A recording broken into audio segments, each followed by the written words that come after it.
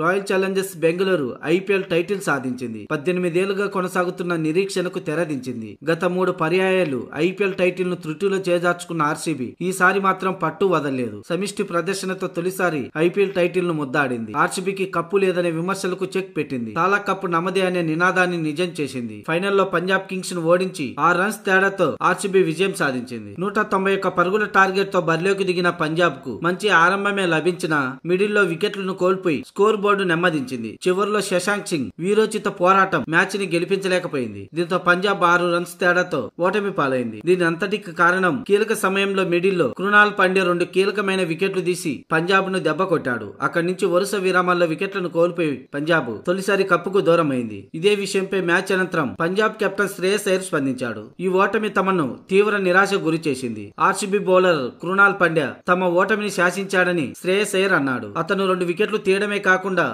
అతని బౌలింగ్ లో పరుగులు చేయడం కష్టంగా మారడంతోనే మిడిల్ ఓవర్లలో స్కోర్ బోర్డు వెనకబడిందని శ్రేయస్ అయ్యర్ అన్నాడు. అయితే ఈ ఫైనల్లో ఓడిపోయిన తమ ఆటగాళ్లంతా మెరుగైన ప్రదర్శన కనబర్చాడని కొనియాడాడు. కానీ ఆర్సీబీ బౌలర్లు అద్భుతంగా బౌలింగ్ చేశారు. ముఖ్యంగా కృణాల్ పాండ్యా తన ప్రదర్శనతో మ్యాచ్ ను మలుపు తిప్పాడని శ్రేయస్ అయ్యర్ అన్నాడు. ఇక ఫైనల్ వరకు వచ్చినందుకు సంతోషంగా ఉంది. కానీ వచ్చిన అవకాశాన్ని ఆనందంగా మంచి ఫినిషింగ్ టచ్ చేయలేకపోయామనే బాధ మిగిలిపోయిందని, పంజాబ్ చిరకాల కోరిక తీరలేకపోయినందుకు జట్టుతో పాటు మేనేజ్మెంట్ కూడా తీవ్ర నిరాశకు గురైందని శ్రేయస్ అయ్యర్ అన్నాడు.